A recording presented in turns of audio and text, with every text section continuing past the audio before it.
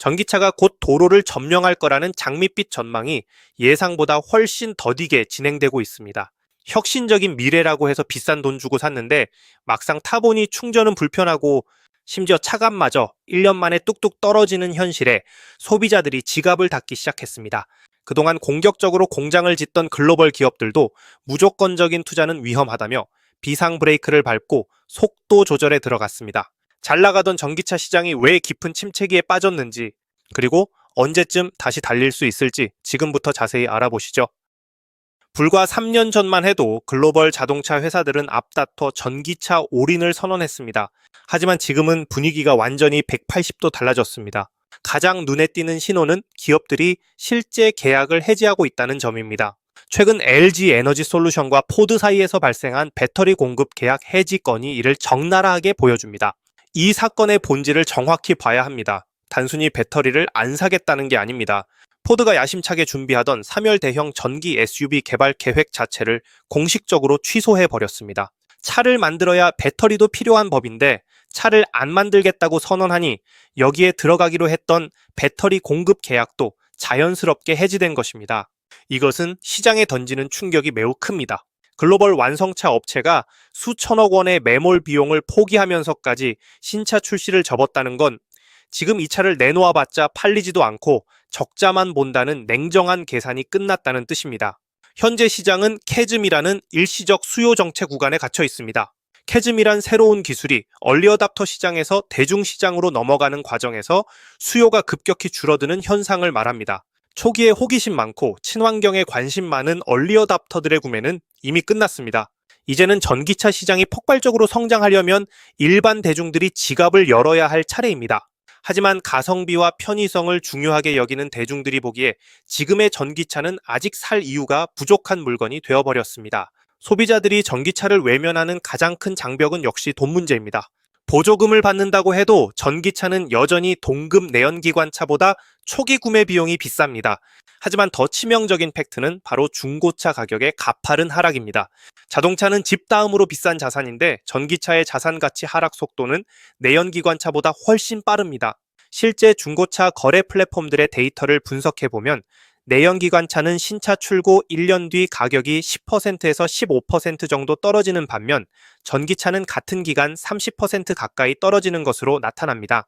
차종에 따라 심한 경우 1년 만에 40% 가까이 감가되는 사례도 있습니다.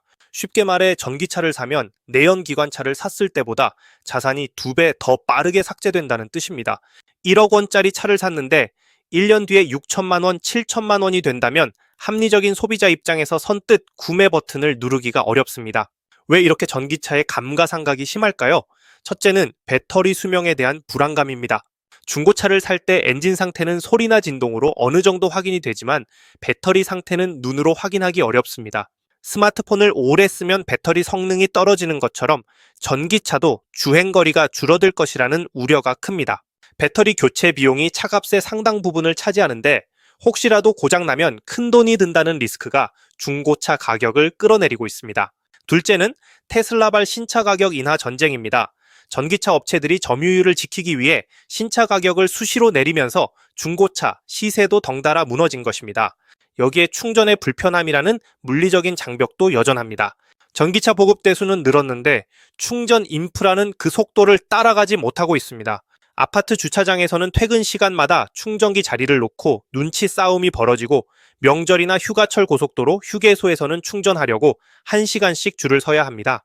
내 돈 내고 비싼 차를 샀는데 주유소보다 불편하게 다녀야 한다는 점이 대중적인 구매를 가로막고 있습니다. 이 틈을 타서 현실적인 대안인 하이브리드 차량이 급부상했습니다. 전기차 판매량은 주춤한 반면 하이브리드 차량은 대기 기간이 1년이 넘어갈 정도로 인기를 끌고 있습니다. 소비자들은 아직 전기차의 불편함을 감수하기보다는 기름 넣고 달리면서 연비 효율을 챙기는 실용적인 선택을 하고 있는 겁니다. 포드가 전기차 개발을 취소하고 하이브리드 비중을 늘리겠다고 발표한 것도 결국 이런 시장의 흐름을 따른 것입니다. 그렇다면 이 지루한 정체기는 언제쯤 끝날까요? 많은 전문가들은 당초 예상했던 전기차 대중화 시점이 적게는 2년에서 많게는 5년까지 뒤로 밀릴 것으로 보고 있습니다. 전기차가 다시 선택받으려면 보조금 없이도 내연기관차와 가격이 비슷해져야 하고 충전 시간이 획기적으로 빨라지거나 인프라가 편의점만큼 많아져야 합니다.